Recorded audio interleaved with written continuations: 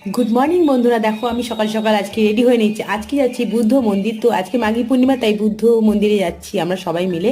তো আমাকে শাড়ি পরে কেমন লাগছে অবশ্যই জানিও। তো দেখো আমরা রাস্তায় বেরিয়ে পড়েছি। আজকে যাচ্ছি বউবাজার বুদ্ধ মন্দিরে। তো দেখো আমরা চলে এসেছি এখানে। মাঘী পূর্ণিমা কেন পালন করা হয়, কিসের জন্য হয়, তাই জন্য এখানে বুদ্ধের কিছু বাণী শোনাচ্ছে।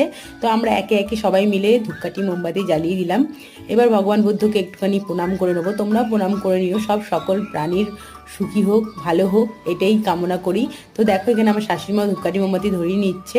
তারপরে আমরা একটু বসে একটু বিশ্রাম করে নিলাম। তারপরে নেওয়ার পরে আমরা খাবার দিকে চলে গেলাম। খুব খিদেও পাচ্ছিল। আর এদিকে আমাদের এই ধর্মে বলা হয় যে বুদ্ধকে 12টার আগে খেতে দিতে হয়। তো বুদ্ধর ভান্তেদের খাওয়া হয়ে যাওয়ার পরে আমরাও খেতে বসে পড়েছি। দেখতেই পাচ্ছ, খাওয়া দাওয়া সেরে আমরা যে কটা ধূপকাঠি মোমবাতি ছিল সব কটা জ্বালিয়ে আবার মেট্রো স্টেশনে চলে আসলাম। মেট্রো স্টেশন থেকে নেমে আমরা একটু ফুচকা খেয়ে বাড়ির দিকে রওনা দেবো। তো আজকে ভিডিওটা কেমন লাগলো অবশ্যই জানিও। চলো।